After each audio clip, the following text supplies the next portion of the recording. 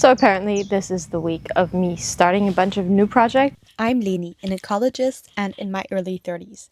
In the beginning of the year, I made my two biggest dreams come true. I adopted a rescue puppy and bought a piece of land, including a derelict cottage, which I want to turn into a beautiful homestead for us and a safe haven for wildlife.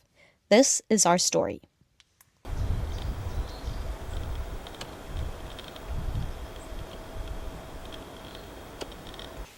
Welcome to another week.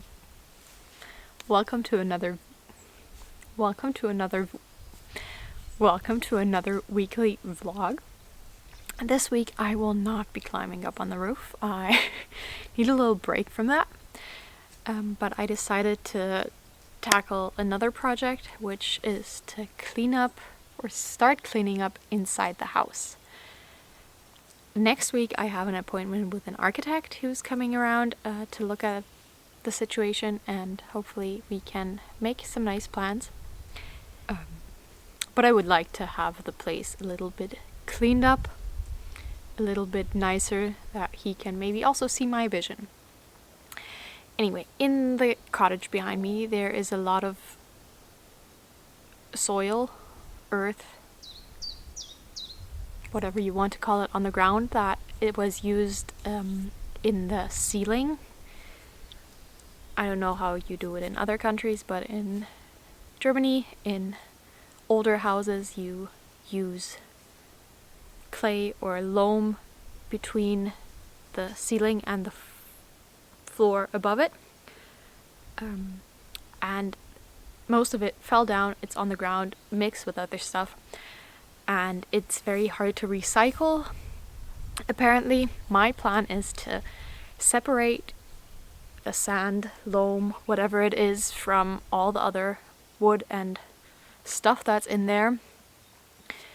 Store it to either use it to flatten surfaces on the property or even to reuse it back in the cottage once we get a ceiling and a floor in.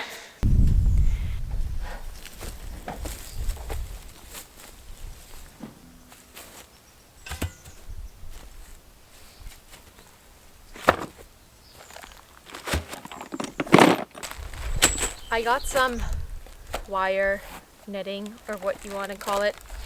This has holes 12.7 by 12.7 millimeters.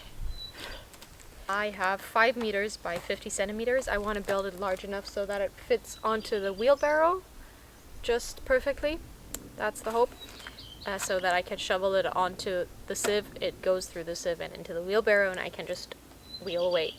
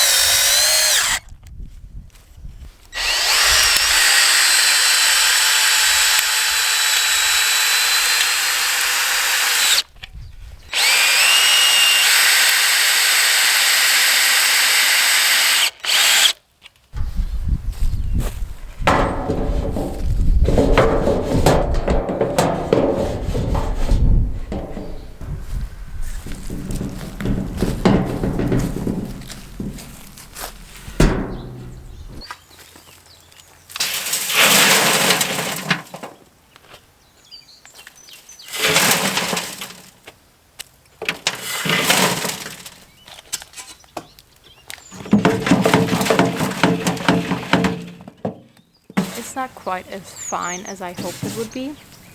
But maybe I just need to do 2 rounds, one with the finished one and one with one where I take the wire double and overlap them in an offset way. But this would mean I kind of need a place to park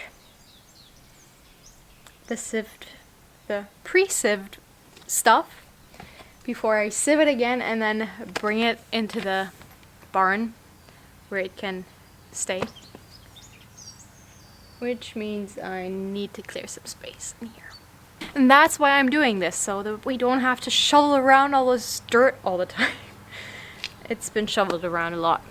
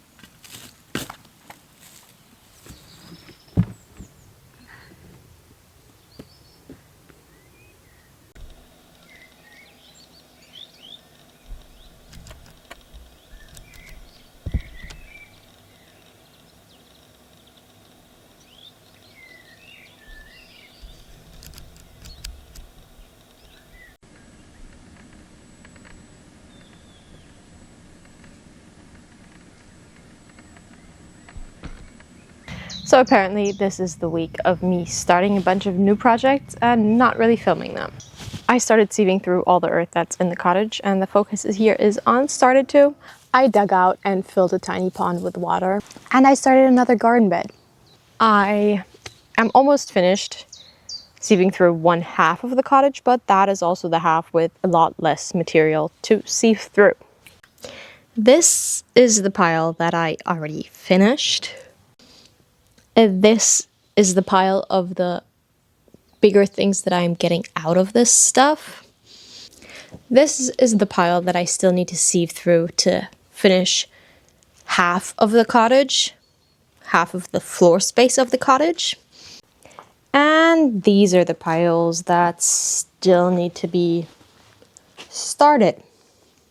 I am planning on adding a definitely bigger pond somewhere over there south of the orchard where there is already this hole in the ground, but that is a bigger project and will need more time than just one evening of digging. So since I do want to have some water here for animals to come and drink, and also maybe if I'm really lucky getting some amphibians or dragonflies here, I decided to set up this tiny pond here. I did add this little steps in the water, so there's a little ramp.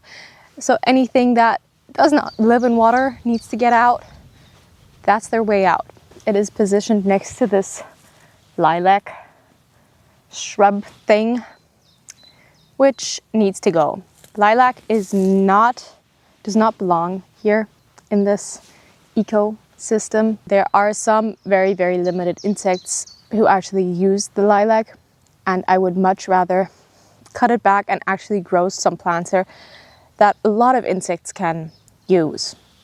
But due to law, I am not allowed to cut this back until October. So for this season, the lilac will be staying there. This little pond also needs some plants. I'm not leaving it like this, but this was just what I could get at the store where I was, and I have some specific water plants in mind that I want to get, which are also native to Germany, and they will go in here. And the good thing of having a little pond before starting the big one, if the plants grow and get too big for this tiny pond, I can use them to start cultivating the big one. The garden bed that I started is not the diamond shape that I showed you last time, because I wanted to use the space where the grass was already killed by the old pool that was lying here. And I want to use that because it's easier to dig over something where the grass is dead. I did use the roof tiles once again, but this time I flipped them in one direction. It does look a little neater, and I have been told that it will also be more stable, because if they break, they will now break like this, and not if I set them in like this, that they will break horizontally. I put down tarps on 2 places where I want to establish some more beds, hoping to kill down the grass a little before digging it over. Since sieving through this stuff is my least favorite project at the moment, I will start doing this until I can't be bothered to continue, and then we'll probably go and make some more garden beds.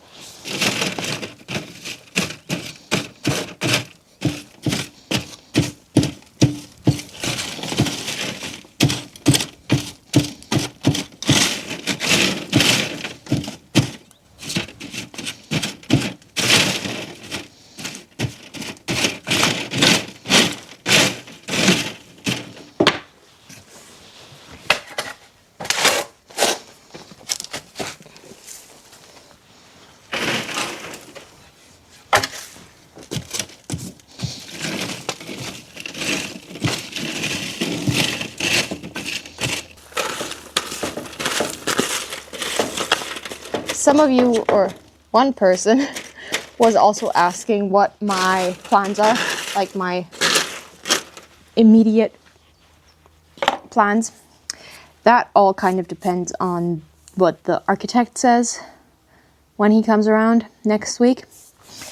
My plan at the moment, if everything goes as I planned, is to secure this cottage from getting worse, and then tackling the little tiny house and building that out for me for the winter. So building back some of the walls, seeing how I have to insulate it, getting a roof on it, and all that stuff. But that kind of depends on what the architect says, because I do need a building permit for that to use it as living space. And if he says yes, that is very doable, then that's the road to go. If he says yeah, that's absolutely not happening, then all forces will be directed onto this cottage. The garden is also one thing on my plan.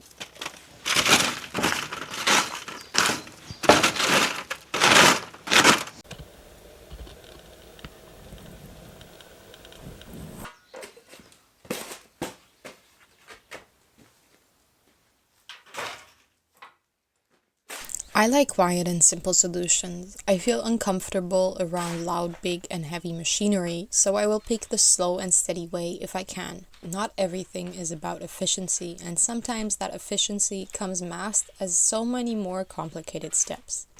I could rent a machine to do this work in a fraction of the time, but that would mean I would first have to spend hours at my job, earning the money to rent it, find a place to get it from, drive and pick it up, set it up and learn how it works, bring it back, and if it breaks, spend a lot more time stuck in a job that doesn't feel quite right, earning money to repair something I have no clue how to fix. So why not spend a few hours peacefully sieving through dirt with tools I can quickly and cheaply fix should they break, doing something where I can actually hear my own thoughts. I wanted a place to create a slow life, not an easy one, where I can do things at my own pace and in my own way, and that place is here.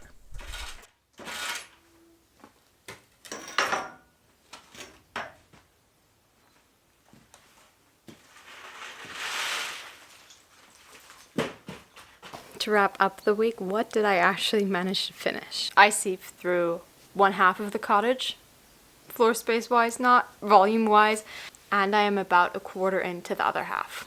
I got one of the plants that I wanted for my tiny pond at the hardware store, and also received another type of plant and some snails, aquatic snails, from my aunt.